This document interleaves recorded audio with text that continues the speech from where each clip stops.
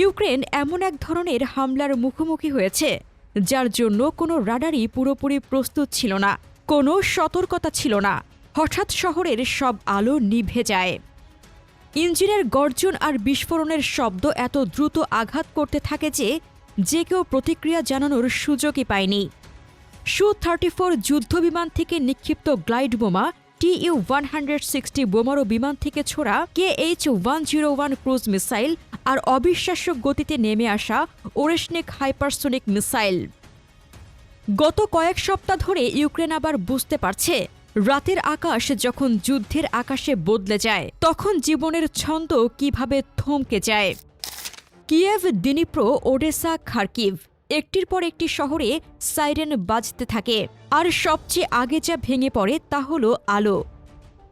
মুহূর্তেই রাস্তাঘাট অন্ধকারে ঢেকে যায়, বড় বড় অ্যাপয়েন্টমেন্ট ব্লক বিদ্যুৎ আর গরম হারায়, আর হাজার হাজার মানুষ হঠাৎ জমাট ঠান্ডা অন্ধকারে বসে থাকতে বাধ্য হয়।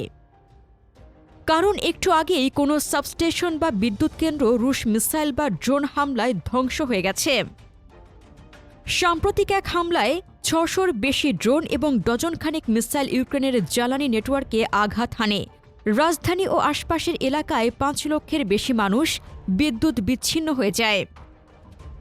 ফ্রন্টলাইনের কাছে সু-34 স্ট্রাইক ফাইটার এখন বিশাল আকারের ফ্যাব 1500 বোমাকে প্রিসিশন গ্লাইড বোমায় রূপান্তর করে নিক্ষেপ করে, যা পরীক্ষা, গুদামঘর, এমনকি পুরো শহরের ব্লক গুঁড়িয়ে দিতে পারে।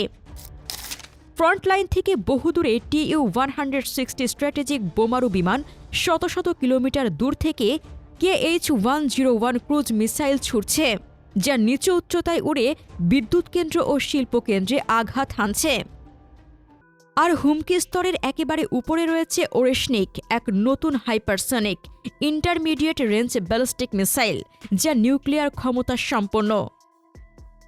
বহু বছর গোপনে পরীক্ষা করার পর ২০২৪ সালের নভেম্বরে দিনিপ্রোর একটি বড় সামরিক কারখানায় আঘাত হেনে প্রথমবার যুদ্ধক্ষেত্রে ব্যবহৃত হয়।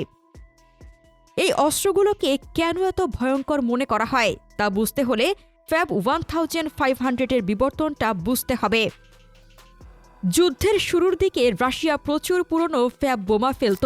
সময়ের সঙ্গে ইঞ্জিনিয়াররা সস্তা UMPK কিট আর ভাঁজ ডানাওয়ালা উইংস লাগিয়ে ফ্যাব 500 ও ফ্যাব 1500-কে এমন গ্লাইড বোমায় পরিণত করল, যার নিক্ষেপ বিন্দু থেকে 40 থেকে 70 কিলোমিটার বা আরও বেশি দূরে যেতে পারে। একটি ফ্যাব 1500-এ প্রায় 1.5 টন বিস্ফোরক থাকে। সু-34 যখন একটি উচ্চতা থেকে ফেলে দেয়, বোমাটি GPS গাইডেড সমন্বয় অনুসরণ করে এমন শক্তি নিয়ে আঘাত হানে যে বিশাল কংক্রিট বিল্ডিং, বাংকার সব ধসে পড়ে।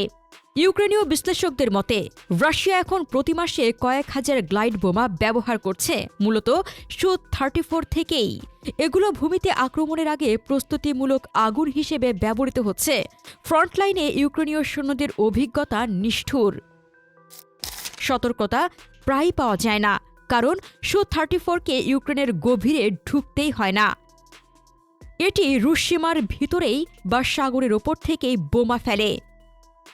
ফলে সব সেক্টরে লং রেঞ্জ এয়ার ডিফেন্স থাকে না, আর মিসাইল ইন্টারসেপ্টরের সংখ্যাও সীমিত। একটি ফ্যাব 1500 বোমা একটি অ্যাপয়েন্টমেন্ট ব্লক বা সামরিক কারখানা গুঁড়িয়ে দেওয়ার জন্য যথেষ্ট। অন্যদিকে রয়েছে TU-160 হোয়াইট সোয়ান। এই অতিদ্রুত বোমারু বিমানটি অভ্যন্তরীণ রোটারি লঞ্চার থেকে একেবারে 12টি KH-101 মিসাইল বহন করতে পারে। মিসাইলগুলো শত সহস্র কিলোমিটার উড়ে নিচু উচ্চতায় ভূমির আকৃতি অনুসরণ করে লক্ষ্যবস্তুতে পৌঁছে। ইউক্রেনের ওপর বড় ধরনের হামলার সময় TU-95MS ও TU-160কে সর্বোচ্চ লোডে রাশিয়ার গভীর অঞ্চল, কখনো আর্কটিক, কখনো কাস্পিয়ান, সেখান থেকে মিসাইল ছোড়া হয়, যেগুলো ইউক্রেনীয় প্রতিরক্ষার নাগালের বাইরে। KH-101 হামলাকে সাধারণ মানুষ 3টি ধাপে অনুভব করে। প্রথমে সাইরেন, তারপর দূরের বিস্ফোরণ ঠেকানোর জন্য এয়ার ডিফেন্স ফায়ার, এবং শেষে যখন একটি মিসাইল প্রতিরক্ষা ভেদ করে ঢোকে তখন হঠাৎ আগুনের গোলা। সাবস্টেশন, গ্যাস সুবিধা, সিএইচপি প্লান্ট বা কোনো আবাসিক ব্লক যা কৌশলগত স্থাপনার কাছে, সেগুলোই টার্গেট হয়। নভেম্বর 2025-এর বড় হামলায় ক্রুজ মিসাইল ও ড্রোনের সম্মিলিত আঘাতে বহু অঞ্চলে রোলিং ব্ল্যাকআউট হয়। এগুলো শুধু স্থাপনা ধ্বংসের জন্য নয়, ইউক্রেনের ব্যয়বহুল SAM ইন্টারসেপ্টর শেষ করে ফেলা, গ্রিডকে অস্থিতিশীল করা এবং শীতের মধ্যে সাধারণ মানুষের ওপর চাপ বাড়ানোই রাশিয়ার কৌশল। এরও ওপরে রয়েছে ওরেশনিক হাইপারসনিক মিসাইল, যার অস্তিত্বই একটি বার্তা। পশ্চিমা সূত্র বলছে এটি RS-26 প্রকল্প থেকে তৈরি, যার গতি ম্যাক 10-এর বেশি এবং পরিসর কয়েক হাজার কিলোমিটার। এটি MIRV পেলোড বহন করে, অর্থাৎ স্বাধীনভাবে নিয়ন্ত্রিত ও পুনঃপ্রবেশযোগ্য ওয়ারহেড, যেগুলো লক্ষ্যবস্তুতে আলাদা আলাদা আঘাত হানে।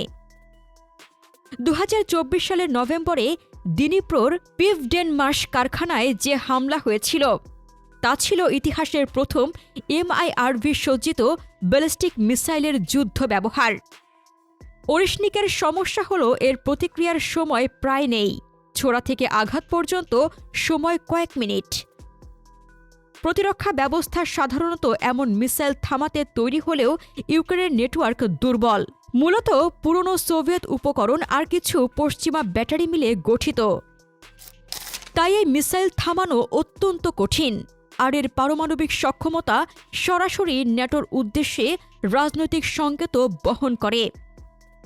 এর 3টি অস্ত্র, Su-34-এর Fab 1500, Tu-160 এর KH-101 আর অরেশনিক মিলে রাশিয়ার স্তরভিত্তিক হামলা নীতির পূর্ণ চিত্র পাওয়া যায়। একটি সমন্বিত আক্রমণ শুরু হতে পারে একটি বা একাধিক অরেশনিক ছোড়া দিয়ে উচ্চমূল্যের শিল্প বা কমান্ড সেন্টার লক্ষ্য করে। এরপর গভীর পশ্চাৎভূমি থেকে Tu-160 ও Tu-95MS মিসাইল ঝাঁক ছাড়বে, আর ড্রোনগুলো রাডার ভরিয়ে দেবে। এই বিশৃঙ্খলার মধ্যে কাছাকাছি থেকে Su-34 গ্লাইড বোমা ফেলবে ফ্রন্টলাইন শহর, ব্রিগেড সমাবেশ বা গোলাবারুদ ডিপোতে। এমন পরিস্থিতিতে ইউক্রেনের 3টি স্তরের প্রতিরক্ষাই চাপের মুখে পড়ে: উপরের কৌশলগত স্তর, মাঝের জাতীয় অবকাঠামো এবং নিচের ফ্রন্টলাইন টিকে থাকার স্তর। সাধারণ মানুষ অনুভব করে ব্ল্যাকআউট, ধ্বংসস্তূপে পরিণত শহর, আর যুদ্ধ আরও নিয়ন্ত্রণহীন হয়ে উঠছে এই আতঙ্ক।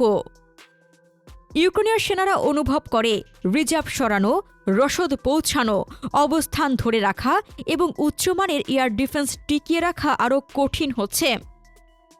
অবশ্য এসব অস্ত্র রাশিয়াকে বিজয় নিশ্চয়তা দেয় না।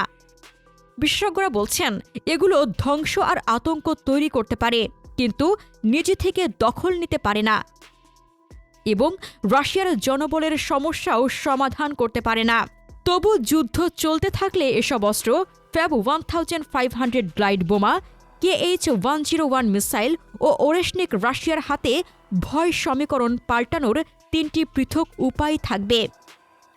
প্রিয় দর্শক, ইউক্রেন কি এই 3 স্তর ভিত্তিক রুশ আক্রমণ, গ্লাইড বোমা, ক্রুজ মিসাইল ও হাইপারসনিক ব্যালিস্টিক হামলা থামানোর জন্য প্রতিরক্ষা গড়ে তুলতে পারবে, নাকি শীত যত এগোবে যুদ্ধক্ষেত্র আরও জটিল ও বিপজ্জনক হয়ে উঠবে? আপনার মতামত কমেন্টে জানান। রাশিয়া ইউক্রেন যুদ্ধ নিয়ে আরও জানতে আমাদের চ্যানেলটির ভিডিও ট্যাব থেকে ঘুরে আসুন। এই ভিডিওটি ভালো লাগলে লাইক বাটনে ক্লিক করুন।